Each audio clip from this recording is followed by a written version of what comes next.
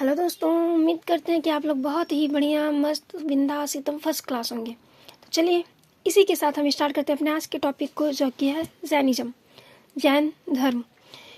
Last video में हमने बौद्ध धर्म और कुछ यूपीएससी के प्रीवियस ईयर क्वेश्चन 2023 के लास्ट पीवाईक्यू को देखा, बहुत ही डिटेल वे में एनालिसिस किया था। तो जैन धर्म के आज हम कंप्लीट लेक्चर को देखेंगे, जिसमें मैं उम्मीद करती हूँ कि मेरी तरफ से कुछ भी ना छूटे। आपका एग्ज़ाम चाहे वनडे हो, यूपीएससी हो, एसएससी हो, सबके लिए ये यूज़फुल हो। इसी के साथ हम स्टार्ट करते हैं अपने आज के सेशन को, जो कि हम महावीर स्वामी जी के एक कोट से स्टार्ट करेंगे। महावीर स्वामी जी के अनुसार, जिस तरह हमें खुद के लिए दुख पसंद नहीं है, जिस तरह हमें खुद के लिए दुख पसंद नहीं है, ठीक उसी तरह लोग भी दुख पसंद नहीं करते हैं। इसलिए हमें दूसरों के साथ ऐसा व्यवहार नहीं करना चाहिए जो हमें खुद के लिए पसंद ना हो। अर्थात आप दूसरों के साथ वैसा ही व्यवहार कीजिए जैसा आप दूसरों से खुद के लिए चाहते हैं। बहुत ही अच्छी लाइन है। तो चलिए सेशन को स्टार्ट करते हैं जैन धर्म के सामान्य परिचय से। जैन, जो कि जिन शब्द से बना है, एक संस्कृत शब्द है जिसका अर्थ होता है विजेता, अर्थात मन, वाणी, काया पर विजय प्राप्त कर लेना। जैन धर्म में 24 तीर्थंकर हुए। सबसे पहले थे ऋषभदेव या आदिनाथ और 22वें थे अरिष्टनेमी। मैंने सिर्फ यहाँ पे 22वां क्यों लिखा, क्योंकि ये इम्पॉर्टेंट है। ऋग्वेद में ऋषभदेव और अरिष्टनेमी, इन दोनों के नाम का वर्णन मिलता है। और नेक्स्ट 23वें हैं पार्श्वनाथ, जो कि इक्ष्वाकु वंश राजा अश्वसेन के पुत्र थे। पार्श्वनाथ जी की अगर हम बात करें तो इनके अनुयायियों को निर्ग्रंथ कहा जाता था, अर्थात हर एक बाधा से मुक्त हो चुका हो जो उसे निर्ग्रंथ कहा जाता था। और इन्होंने निर्वाण समेत पर्वत झारखंड पर प्राप्त किया था। पार्श्वनाथ जी ने 4 महाव्रत, सत्य, अहिंसा, आस्तेय, चोरी ना करना, अपरिग्रह, धन का संचय ना करना, 4 महाव्रत को उन्होंने दिया। और सबसे पहले नारियों को संघ में प्रवेश पार्श्वनाथ जी के समय में मिला और इसकी अध्यक्षा पुष्पचूला जी थी। नेक्स्ट हम देखेंगे वास्तविक संस्थापक, जो कि महावीर स्वामी जी को कहा जाता था, और ये 24वें तीर्थंकर थे। सबसे पहले इन्होंने 11 ब्राह्मण अनुयायियों को दीक्षित किया था पावा में, और इन 11 ब्राह्मण अनुयायियों को प्रत्येक को अलग अलग गण का एक मुखिया बना दिया। इनके जीवन परिचय की अगर हम बात करें तो इनका जन्म 599 ईसा पूर्व में, और कुछ किताबों में हमें 540 ईसा पूर्व में मिलता है। कुंडग्राम बिहार में था। और बचपन का नाम वर्धमान, पत्नी का नाम यशोदा और पुत्री प्रियदर्शिनी थी। इनके पिता सिद्धार्थ, जो कि वज्र संघ के जो ज्ञात्रिक क्षत्रिय थे, उनके प्रधान थे। माता त्रिशला, जो लिच्छवी शासक चेटक की बहन थी। और इनके दामाद की अगर हम बात करें, इनका नाम जमाली था, और सबसे पहले इनका विद्रोह भी इन्होंने ही किया था। मृत्यु 527 ईसा पूर्व और 468 ईसा पूर्व में पावा में हुआ था, जो कि मल्ल राजा सुस्तपाल के राज्य में हुआ था। नेक्स्ट देखते हैं जैन धर्म की शिक्षाएं। अगर हम शिक्षाओं की बात करें तो इसमें पंच महाव्रत या अणुव्रत की बात की गई है। अगर महाव्रत या अणुव्रत की हम बात करें तो अणुव्रत उन लोगों को कहा जाता था जो इन व्रतों को गृहस्थी जीवन में रह करके अपनाते थे, और जबकि महाव्रत उन लोगों के लिए यूज किया जाता था जो संघ में रहते थे, संघ के नियम के अकॉर्डिंग भिक्षा प्राप्त करते थे। उन्हें कठोर व्रत का पालन करना पड़ता था, उन्हें महाव्रत कहा जाता था। और ये पंच महाव्रत कौन से? पहला अहिंसा, दूसरा सत्य, तीसरा आस्तेय, चौथा अपरिग्रह और 5वां ब्रह्मचर्य। इनकी शिक्षाओं में 3 गुण व्रत भी हैं। पहला दिग्व्रत, दूसरा अनर्थ दंडवत, तीसरा भोग उपभोग। और नेक्स्ट शिक्षाओं में अगर हम बात करें तो काया क्लेश, अर्थात ज्ञान प्राप्ति के लिए। तो ज्ञान प्राप्ति के लिए इसमें संलेखना या संथारा विधि का वर्णन किया गया है, जो कि एक उपवास की विधि होती थी। अर्थात जो व्यक्ति मोक्ष की प्राप्ति करना चाहते थे, निर्वाण की प्राप्ति करना चाहते थे, उन्हें भी ना तो वे अन्न का ग्रहण करते थे और ना ही जल का। उसे जैन धर्म में संलेखना या संथारा विधि कहा जाता है, जो कि बहुत ही हार्ड होता था। नेक्स्ट त्रिरत्न। जैन धर्म की शिक्षाओं में त्रिरत्न जैसे सम्यक दर्शन, दूसरा सम्यक ज्ञान और तीसरा सम्यक आचरण है। हमने कई एग्जाम के क्वेश्चन में देखा भी है कि जैन धर्म या बौद्ध धर्म के त्रिरत्नों, उनकी शिक्षाओं, इन सब के बारे में पूछते हैं। तो इसीलिए हमने बहुत ही ऐसा लेके चलेंगे कि कुछ भी क्वेश्चन कहीं से भी आए तो हमारा छूटे ना। नेक्स्ट हम देखेंगे जैन धर्म के दार्शनिक सिद्धांत, जिसमें सबसे पहला है अनीश्वरवाद, अर्थात जैन धर्म ईश्वर में विश्वास नहीं करते हैं। जैन धर्म के अकॉर्डिंग जगत का निर्माण 6 द्रव्यों, पहला जीव, दूसरा पुद्गल, तीसरा धर्म, चौथा अधर्म, पांचवा आकाश और छठवां काल था, को मानते हैं। नेक्स्ट, जैन धर्म में आत्मवाद या अनेकात्मवाद, अर्थात आत्मा को भी मानते हैं, आत्मा के अस्तित्व को स्वीकार करते हैं। जैन धर्म के अकॉर्डिंग आत्मा सर्वव्यापी है और इन्होंने द्वैतवादी दर्शन, प्रकृति और आत्मा दोनों को स्वीकार किया है। नेक्स्ट, कर्म और पुनर्जन्म में विश्वास।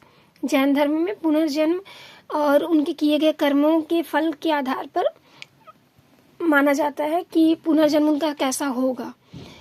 नेक्स्ट, स्यादवाद या सप्तभंग न्याय या अनेकांतवाद, जिसमें 7 पद दिए गए हैं, जैसा कि पहला है शायद है, दूसरा शायद नहीं है, तीसरा शायद है और नहीं है, चौथा शायद कहा नहीं जा सकता, पांचवा शायद है और कहा नहीं जा सकता, छठवां शायद नहीं है और कहा नहीं जा सकता, सातवां शायद है, शायद नहीं है और कहा नहीं जा सकता। नेक्स्ट, अनंत चतुष्टय, इसमें अनंत ज्ञान, अनंत दर्शन, अनंत वीर और अनंत सुख को अनंत चतुष्टय की संज्ञा दी गई है। नेक्स्ट हमारा है कैवल्य, अर्थात मोक्ष प्राप्ति के लिए जैन धर्म में 11 कोटियों की संकल्पना दी गई है, जो कि कैवल्य के नाम से जाना जाता है। नेक्स्ट हम जैन धर्म के जैन संगीतियों को देखेंगे, जो कि इसमें सिर्फ 2 ही जैन संगीतियाँ हुई थी। पहला 4th शताब्दी ईसा पूर्व चंद्रगुप्त के समय में हुई थी, जो कि उनका स्थान पाटलिपुत्र था। इनके अध्यक्ष स्थूलभद्र जी थे और पहली जैन संगीति में ही जैन धर्म का विभाजन श्वेतांबर और दिगंबर 2 भागों में हुआ था। और लेकिन इसमें 12 अंगों का संकलन किया गया था और भद्रबाहु जो दिगंबर के नेतृत्व करता थे, उनके जो भी अनुयायी थे उन्होंने पहली संगीति में भाग नहीं लिया था और श्वेतांबर का प्रमुख केंद्र गिरनार माना गया था। और दूसरी बौद्ध संगीति जो कि 513 ईस्वी या फिर 526 ईस्वी में हुआ था, डेट कंफर्म नहीं है, कहीं पे आपको 512 ईस्वी भी देखने को मिलेगा। तो इनका अगर हम स्थान की बात करें तो वल्लभी गुजरात और साथ में मथुरा, इन दोनों स्थान पर एक साथ ही दूसरी जैन संगीति हुई थी और इनके अध्यक्ष देवार्धी गण जो या फिर क्षमा श्रमण थे। इसमें जैन साहित्य को जैन धर्म में आगम कहा जाता है। जैन साहित्य को 12 अंग, 12 उपांग, 10 प्रकीर्ण, 6 छेद सूत्र, 4 मूल सूत्र और 1 अनुयोग सूत्र का संकलन हुआ था। नेक्स्ट हम देखते हैं कि जैन धर्म में कृषि और युद्ध को नहीं माना जाता था, उन्हें पाप के रूप में माना जाता था, क्योंकि इससे हिंसा होती है। कृषि करेंगे तो जीव बहुत से मरते हैं और युद्ध में लोगों का बहुत ज़्यादा नर हिंसा होती है। तो इसीलिए जैन धर्म में इन 2 चीज़ों को बिल्कुल से ही स्वीकृति नहीं दी गई थी, इनकी मनाही थी। इसीलिए जैन धर्म से अगर हम बात करें तो जो कृषि वर्ग के लोग थे और जितने भी ऐसे वर्ग थे जो सैनिक क्षेत्र में जुड़े हुए थे, तो वो लोग जैन धर्म से नहीं जुड़ पाए। लेकिन एक चीज़ था कि जैन धर्म में व्यापारिक, वाणिज्यिक, इन सब क्षेत्रों में बहुत ज़्यादा विकास हुआ, क्योंकि लोग कृषि छोड़ करके जो जैन धर्म अपनाते थे वो व्यापार करने लगते थे, विकास के लिए नए नए क्षेत्रों में जाते थे।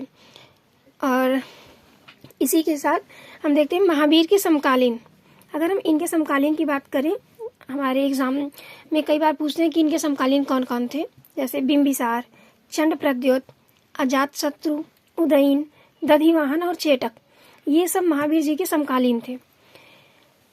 कलिंग नरेश खारवेल, इन्होंने उदयगिरी पहाड़ी में जैन भिक्षुओं के लिए एक गुफा का निर्माण करवाया था। नेक्स्ट हम देखेंगे जैन धर्म में विभाजन से संबंधित, जैसा कि हमने पहली बौद्ध संगीति में ही देखा था कि जैन धर्म 2 भागों में, एक श्वेतांबर और दिगंबर में विभाजित हो गया था। तो श्वेतांबर की बात करें तो इनके नेतृत्वकर्ता स्थूल बाहु जी थे और दिगंबर के भद्र बाहु जी थे। श्वेतांबर, इन्हें यति, आचार्य, साधु नाम से भी पुकारा जाता है। अकाल के समय में ये मगध में रहे और ज्ञान प्राप्ति के बाद इन्होंने श्वेतांबर ने भोजन करना आवश्यक माना है। इनका मानना था कि महावीर विवाहित थे और उनकी एक पुत्री थी श्वेतांबर की, और ये मानते थे कि 19वें तीर्थंकर मल्लिनाथ को स्त्री, मतलब 19वें तीर्थंकर जो मल्लिनाथ थे उनको स्त्री मानते थे। इनमें स्त्रियां निर्वाण की अधिकारी होती हैं। साथ ही मोक्ष के लिए इन्होंने वस्त्र त्याग करना आवश्यक नहीं माना, अर्थात ये श्वेत वस्त्र धारण करते थे। अगर हम इनके उप संप्रदाय की बात करें तो जैसे पुजेरा या डेरावासी, दूसरा ढूंढिया या स्थानकवासी, ये श्वेतांबर के उप संप्रदाय थे। नेक्स्ट दिगंबर हम देखते हैं, जो जिनके नेतृत्वकर्ता भद्रबाहु जी हैं। इन्हें झुल्लक, इल्लक और निर्ग्रंथ के नाम से भी पुकारा जाता है। और जब मगध में अकाल आया तो उस समय ये मगध से दक्षिण में चले गए और इन्होंने ज्ञान प्राप्ति के बाद भोजन को आवश्यक नहीं माना। इनका मानना था कि महावीर जी अविवाहित थे और ये जो 19वें तीर्थंकर मल्लिनाथ थे, श्वेतांबर में उन्हें स्त्री माना गया, लेकिन दिगंबर ने उन्हें पुरुष माना था। और दिगंबर में स्त्रियों को मोक्ष प्राप्ति या निर्वाण की का अधिकार नहीं था और मोक्ष के लिए वस्त्र त्यागना दिगंबर में आवश्यक था। इनके उप संप्रदाय की अगर हम बात करें तो 20 पंथी, 13 पंथी या समैया पंथी या तारण पंथी थे। इसी के साथ हम अपने आज के सेशन को कंप्लीट करते हैं। आशा करेंगे कि आप लोगों को आज का सेशन बहुत ही अच्छा लगा हो। साथ ही कमेंट बॉक्स में ज़रूर बताइएगा कि नेक्स्ट टॉपिक आप कौन से टॉपिक पे एनालिसिस चाहते हैं डिटेल्ड वे में। प्लीज़ कमेंट बॉक्स में अपनी राय ज़रूर दीजिएगा। Please like, share and subscribe. यार एक सब्सक्राइब तो कर ही सकते हो। Thank you.